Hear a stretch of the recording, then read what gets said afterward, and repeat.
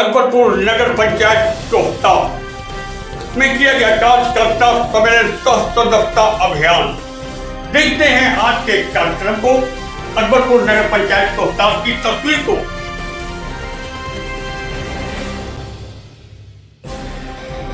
नमस्कार, आप देख रहे हैं आदि न्यूज और मैं सादिक इमाम नियाज़ी। अकबरपुर नगर पंचायत रोहतास एक फोटो तस्वीर दिखा रहा है, जहाँ पर एक बैनर मेरे पीछे लगा हुआ है, कार्यकर्ता सम्मेलन सह सदस्यता अभियान चलाया जा रहा है। और ये अभियान जो है अकबरपुर नगर पंचायत रोहतास में किया जा रहा है। यहाँ पे लोगों को सदस्यता बनाया जा रहा है, अपनी पार्टी से जोड़ा जा रहा है। और ये ख़ास तौर से हमारे अकबरपुर रोहतास में एक मैसेज लेकर आए हैं अपने पार्टी का।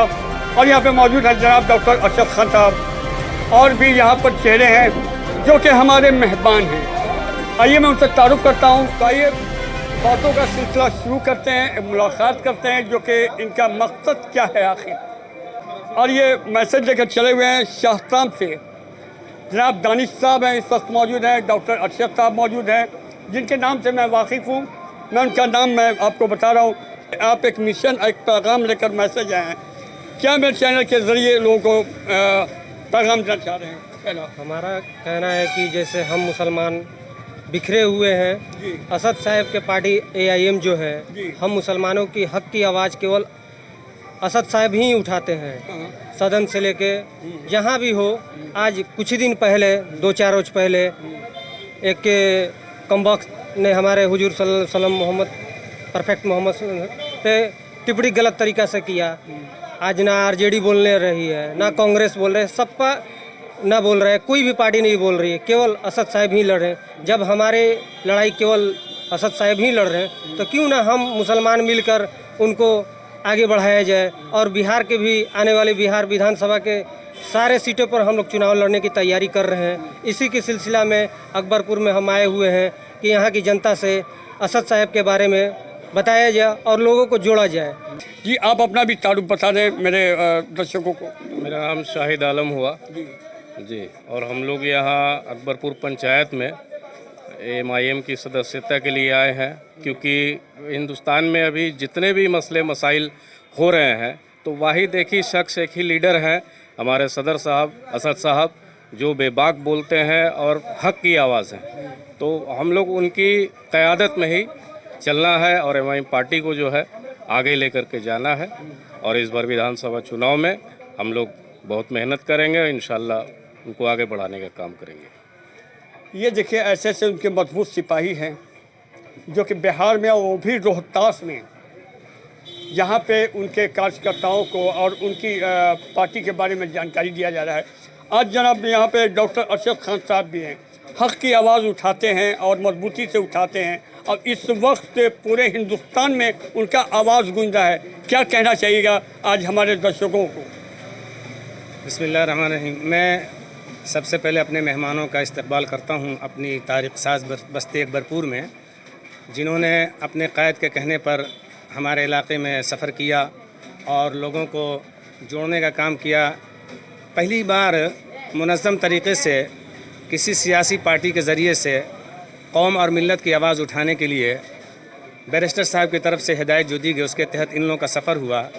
मैं खुश हूँ और बहुत ज़्यादा पुरुम्मीद हूँ कि कौम में एक अच्छा मैसेज जाएगा, हम बेहतर काम कर सकेंगे और अपनी सियासी हिस्सेदारी जो हर एतबार से हर एतबार से हमें चाहिए, हम उस सियासी हिस्सेदारी को लेकर रहेंगे और उसको लेने के लिए जितनी सारी मेहनतें करनी पड़ेंगी, इंशाअल्लाह उसके लिए मेहनत की जाएगी। मैं कौम के एतबार से अगर बात करूं तो मिनजिमला कौम सिर्फ ये मुसलमानों को मैं नहीं कह रहा हूं, बल्कि हमारी कौम, हमारे कौमी जो बिरादरी भाई, जो हमारे हिंदू भाई हैं, उनको भी मैं वतनी, जो हमारी एक दूसरे से मेल जोल है, जो हमारा एक दूसरे से मिलना जुलना, उस एतबार से वो वतन के भाई जो कुचले हैं, दबे हैं, पिछड़े हैं, उनकी भी कोई आवाज़ ठीक से नहीं उठाता और उनको भी कोई अच्छा रहबर नहीं मिल रहा है।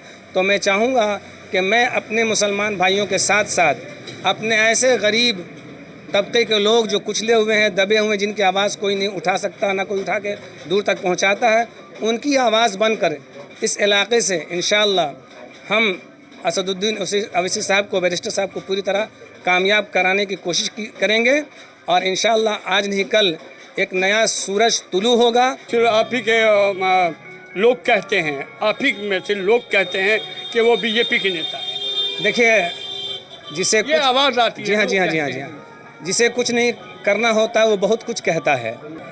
24 का जो इलेक्शन हुआ, आप मायावती को क्या कहेंगे? जहाँ से वो लड़ती हैं यानी यूपी में, आपको रिकॉर्ड मालूम होगा, आपने पढ़ा होगा, आप मीडिया के आदमी हैं, कि 37-38 सीटें ऐसी थी जहाँ पे 2000, 4000, 10,000, 12,000 और 17,000 के वोट से हमारी हार हुई है। यानी इंडिया इत्तेहाद की बात भी कर लें, जो किसी हद तक बीजेपी से अपने आप को अलग करके दिखाती और काम करने का उसने अहद किया था। बीजेपी को तीसरी बार हुकूमत में लाने का जिम्मेदार कौन है? मायावती, जिन्होंने हर जगह खास करके एक कौम का वोट काटा। मैं खुल के कहता हूँ, मुसलमानों का वोट कटवाया। तो सपोर्ट किसने किया? बहन जी ने सपोर्ट किया। क्या इस बार विधानसभा में क्या पतंग लहराएगा? ये तो अल्लाह जाने, लेकिन हमारी कोशिश होगी कि पतंग लहराए और पतंग की डोर मजबूत हो। उसके अंदर हम ऐसा मांझा लगाएं कि दूसरे कोई भी अगर उस डोर को काटना चाहें तो दूसरी डोरियां जो हैं वो टूट टूट के बिखर जाएं और हमारा मांझा, हमारी डोर और हमारे पतंग सलामत रहे और वो पतंग अमन और सलामती का पैगाम बन के पूरे हिंदुस्तान में फहराए। और इस उम्मीद के साथ कि इंशाअल्लाह हमारे बैरिस्टर साहब हमारे इस इलाके पे ज़रूर ध्यान देंगे और हम पूरे मुनज़्ज़म तरीके से एक बार बैरिस्टर साहब को दावत देंगे कि हमारे इलाके में आएँ और नई नस्ल को, नए लोगों को जो किसी भी मज़हब बिरादरी के हों। अब ये AIMIM सिर्फ ये एक मज़हब की पार्टी नहीं है। आप हमारे पीछे पोस्टर देख सकते हैं और पोस्टर को आप दिखा सकते हैं कि वहाँ कौन कौन नहीं है। तो ये एक हिंदुस्तान की पार्टी है, संविधान की पार्टी है और संविधान में रहते हुए हर वो काम हम करेंगे जिसकी संविधान हमें इजाज़त देता है। हम रोड पे आएंगे लेकिन कानून के तौर पे आएंगे और हम कभी भी ऐसी चीज़ें नहीं करना चाहेंगे, ना किसी को करने देंगे कि जो वायलेंस फैलाते हों और जो दूसरों को बांटते हों और जिनका काम ही यही है कि नफ़रत की सियासत कीजिए, अपनी रोटियाँ सेकिए। अगर आप हमारे चैनल पर नए तो हमारे चैनल को सब्सक्राइब करें, वीडियो अच्छे लगे वीडियो को लाइक कर दें, कमेंट बॉक्स में जो भी लिखना हो आप हमें लिख सकते हैं। Thank you.